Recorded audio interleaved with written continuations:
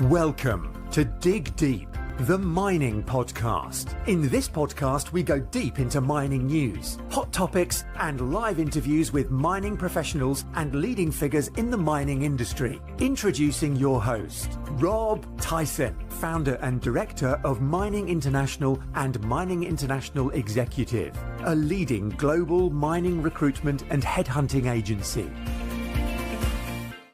Hi, mining community. Welcome back to another episode of the Dig Deep, the mining podcast, the show that brings you the latest insights, thought leadership, and stories from across the global mining industry.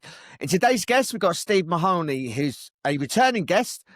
He is the CEO of TRX Gold, a listed mining company with its flagship project, the Buckreef Gold Project in Tanzania.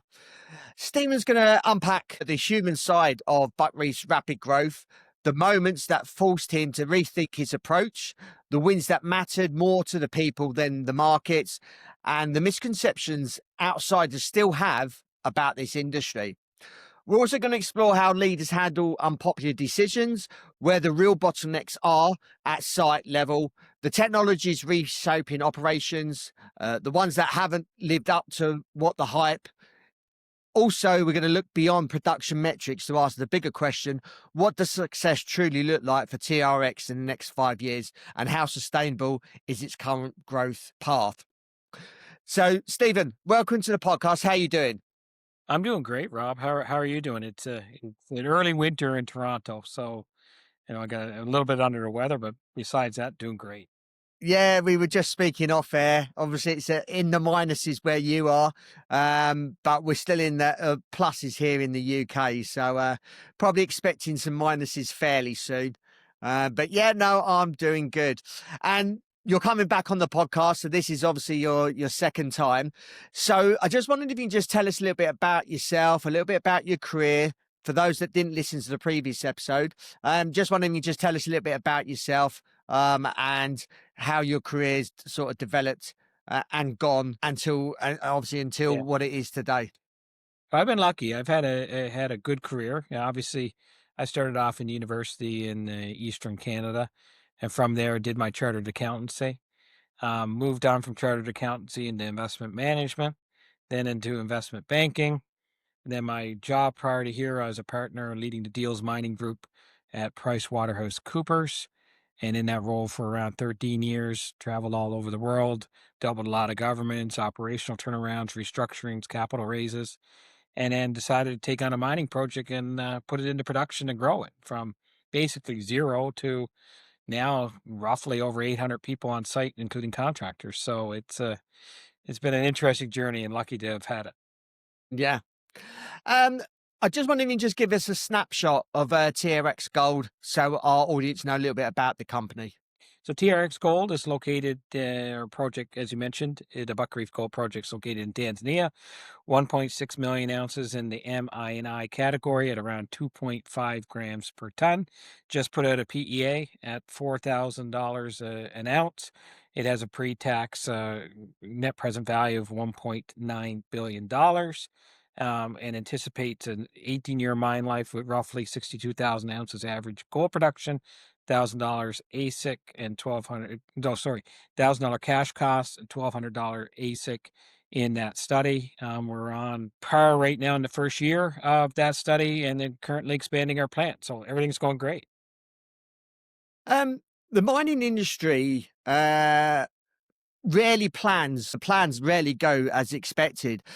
What's a moment in your career where you've had to completely rethink your approach and it's changed you as a leader? And I suppose moving forward with TRX, what different approaches have you made to be successful in what you've been obviously how the project's developed as it is today? Yeah, look, if I try to think back on one specific instance, I really can't really think of one specific instance. I'm a type of individual that I like to think things through and think through multiple, what I'll call decision trees and roadmaps and ultimate end goals. And in those, you take calculated risk in each one of your decisions. And I like running, and I do a lot of thinking while running and a lot of these decision tree paths while running or at the gym. And you always got to be comfortable with your downside risk when making calculated risk decisions. So I would say that's kind of my approach. So I really sometimes overthink things, sometimes not overthink things, but I certainly like to analyze a lot of situations, not only myself, and ask a lot of questions to other people to try to figure out good decision making. So there's not that one sort of moment where I said, I got to change everything, because it's usually well thought through with a lot of questions and a lot of listening done before I actually make a decision. I usually do take time to make decisions as well. I don't like to rush them. And I like it to empower people and have others make decisions and get their input as well. Before we speak about the project, what would you say are some of the misconception people actually have uh, around the mining space? And I suppose looking at your role within within mining as well. Look, I think a lot of people, obviously, mining is a commodity space, or the end products are commodities, right? Of what comes out of the ground. And I think a lot of people give a lot of credit for success based on the commodity price, when in actuality, the commodity price is one factor. The commodity price does help you, it gives you a better valuation. Yes, that can all happen.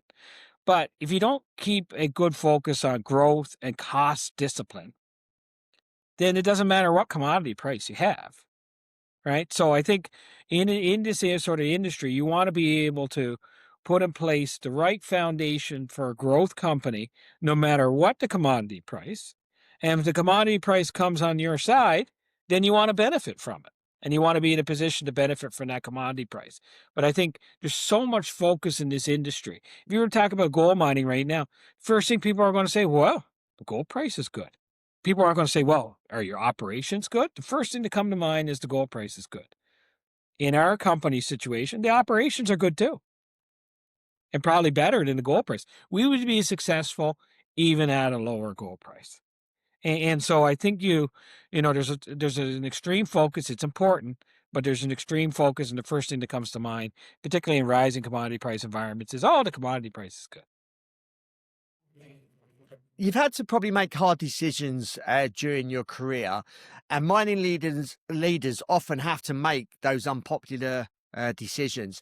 How do you personally handle those moments where you're going to disappoint someone or a number of people, or even maybe shareholders? How do you sort of handle those moments?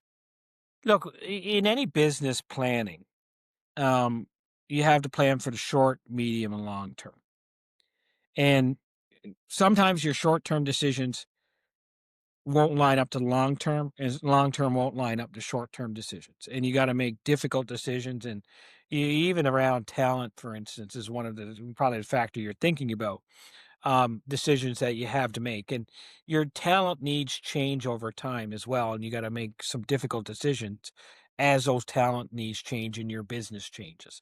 And that's not only in mining, that's in any business that you're operating in. Look, ultimately, when you make decisions, you want to make decisions that are better over the medium to long term, and keep your focus on that medium to long term.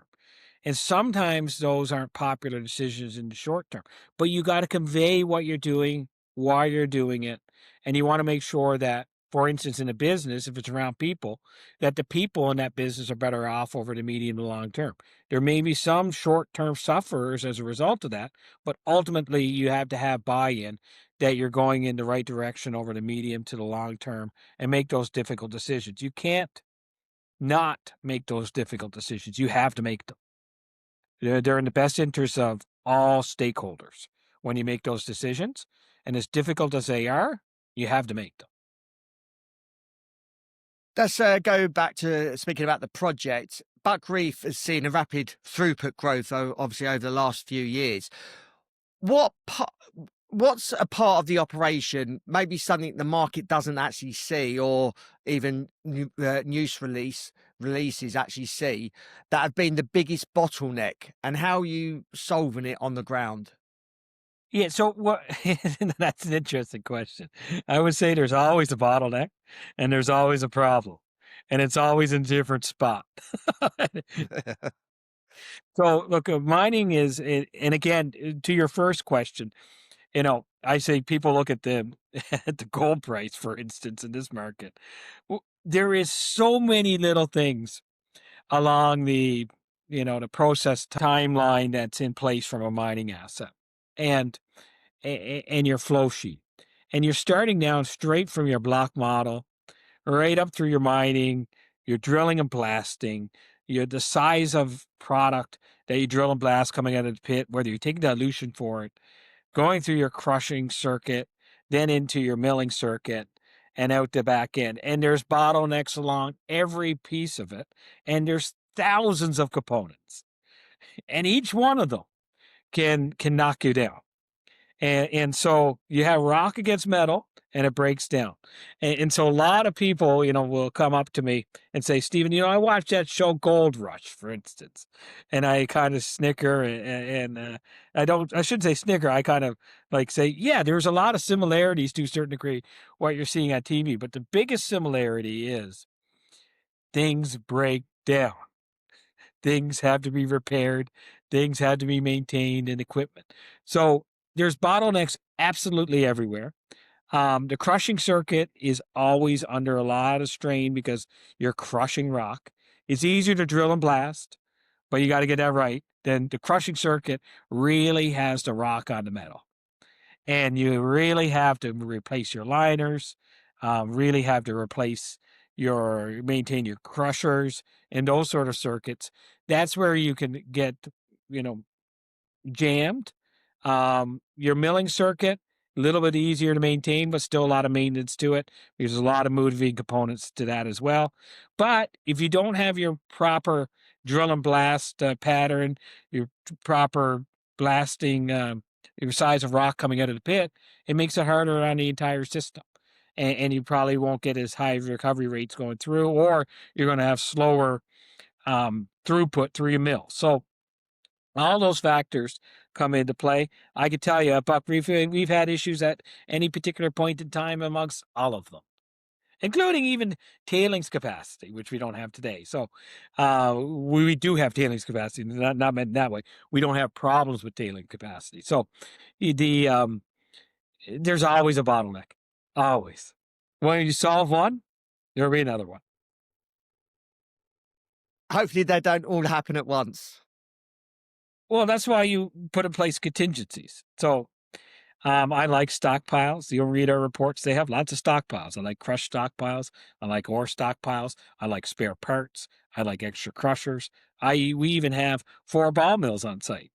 So a lot of redundancy and insurance into the system. You've implemented a new processing capacity and plant upgrades. Where do you see technology having the biggest impact on TRX in the next few years? And what tech hasn't lived up to the hype, in your opinion? Yeah, so look, let's be honest. Mining isn't the most technology advanced sort of industry. So it's, take rock out of the ground that has a mineral in it and grind it and crush it down, or crush and grind it as small as possible to expose the minerals and then sell it. But there is a large amount of what I'll call computing in geology, because it is fundamentally math based on numbers that are in a model. I think that has been slow to evolve. It's evolving, but certainly the end market size just isn't the same size as other industries. So, I would say that's a little bit slower. I like to see that evolve a little bit quicker and to be able to get solutions there quicker, because there's still a lot of manual inputs into mine planning potentially, depending on the mine. For Buckreef itself, the plant has been quite rudimentary in its design and the way it's been built up.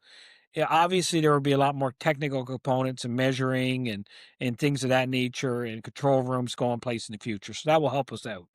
I think where technology is really going to help us is on the exploration side. So, we're doing studies now, like right now, to identify new structures and things like that. The computing technology can be good there to do it. But ultimately, look, I think communication's important in rural spots. So technology keeps on getting better there. I'm getting basic here now, but that's important. Um, drone surveys getting much more relevant and important. You can, reconcile your mine plans. You can reconcile even the billings of a contractor through drone surveys much more quickly as opposed to manual surveys. So, it's incrementally getting better, but I could say just generally the industry can get a lot better with it. It's still a fairly rudimentary industry. But the industry is a small industry relative to other industries too. So keep that in mind. So the end market isn't as large as other industries. TRX has managed to avoid dilution where building the mine out. How sustainable is that long term? And do you see a scenario further down the road where external capital becomes the smarter move? I think it's very sustainable at Buckreef, to be quite honest. So, particularly at Buckreef, and that's the plan in the PEA. Right now, we have our on-drawing credit lines, and we're still building out. So our limiting factor right now is, you can only build so quickly. It's not a capital constraint; it's a more of a human capital constraint. And if you build it too quickly, you'll go over budget, and you'll probably build it wrong. So it's unfortunately, more of a steady approach as opposed to a fast approach will get the job done over time. I think the model of not diluting has been good for TRX at Buckreef, and it can continue. I don't see any reason why it can't. The mine currently at current gold prices, we did 12.5 million roughly of EBITDA last quarter. In the fourth quarter at $3,300 gold. We're at $4,200 gold with higher production today. So it's quite sustainable into the future to do this mill expansion, which will then create even more cash flow to do the underground development, as well as the exploration to continually grow the resources here. I would think the only time external capital would be contemplated would be if we found so much more resources and then decided to triple the plant, which would mean that the resource profile of the property is really astronomical and the outputs would be significantly more. And it would have a massive return on capital in that instance.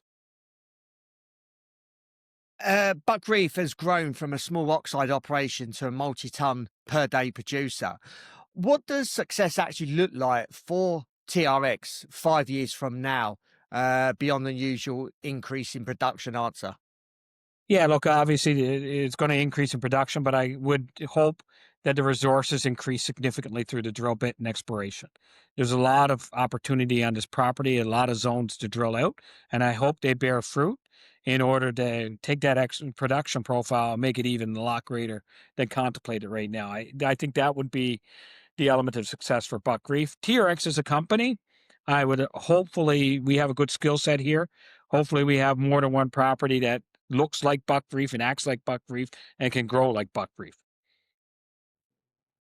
I'm not going to ask you what predict the gold price for a certain year or in the next few years, but how do you see the gold market uh, over the next sort of, I suppose, 3 to 5 years within Africa as a region? How do you see the sector developing? So like just on underpinning gold price, I'm bullish on gold. I think, deficits of Western governments are going to continue, whether it's for tax cuts or program spending. Doesn't matter. That's money printing. And that underpins the, higher gold price. Gold rising says there's probably going to be inflation coming, which means money printing is going to continue. The geopolitical situation is good gravy on top of that. Um, and will provide a boost to the underpinning of why gold prices go higher over time. What price? Who knows? You and I can't determine that right here.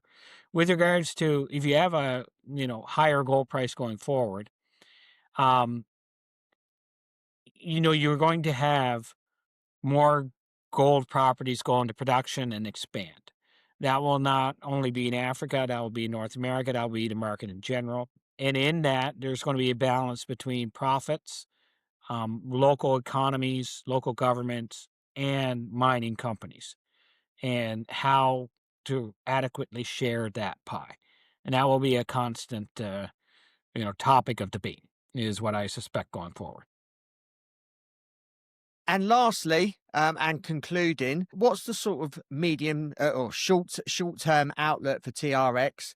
And is there anything else that you'd like to share with our audience? So the short to medium term outlook is hopefully higher gold production. Certainly, we had it in our first quarter, and it looks by tracking it looks pretty good today. Which means higher profits, which means more development, which means more exploration and more growth. Simple as that. It's a pretty boring story at this point in time. Expand and explore. Right. Stephen, appreciate your time. Thank you for sharing your story again, giving us an update on TRX, giving us your view, obviously, on the gold market. And I agree with everything basically you've said in this podcast around the gold industry. If our audience wants to reach out to you, if they have any questions, want to follow the story, how can they go about doing that, and what social media platform channels are you on? Yeah, so we're on, obviously, we're a business, so we're on LinkedIn. We're also on X. And you can reach out to us through our IR inbox at ir@trxgold.com. Any questions? Someone's looking at that in the morning and in the afternoon, so we'll get back to you through that inbox. Yeah, no worries. We'll include that in the show notes that accompany this podcast for easy access, so our listeners can reach out to you and follow the story and follow the gold price as it rises. Yeah, no, I hope hopefully it continues to rise. We don't want to go too high, though. That means the world's in a lot of mess, which means I might not have very many friends, but doing very well. Yeah, no, I agree with you as well. We don't want it to go. We want it to go up at a rate that is sustainable, but Yeah. not having those big price rises, and even go to I suppose to levels that really is unprecedented, which could happen, but hopefully it doesn't, because that would be a different world. There's a lot of instability in the world, and that's not really good to live in. No, certainly. Well, I appreciate your time, and hopefully we can do another podcast sometime next year. Yeah, no, thanks, Rob. No worries. Thank you for listening. Hope you enjoyed that episode. Appreciate your continued support. Please share these episodes far and wide. Obviously, gold is very much talked about, not just in the mining industry, but I think in the media now, it is grabbing some of the headlines. So anyone that likes gold, knows about gold, not even in our industry, please share this episode so they can understand more about the mining industry, as well as obviously the gold market as well. So again, thank you for listening. Until next time, happy mining. Thank you for listening. Remember to reach out to Rob via the show notes, and be sure to subscribe and leave a review. Until next time, happy mining, helping each other to improve the mining industry.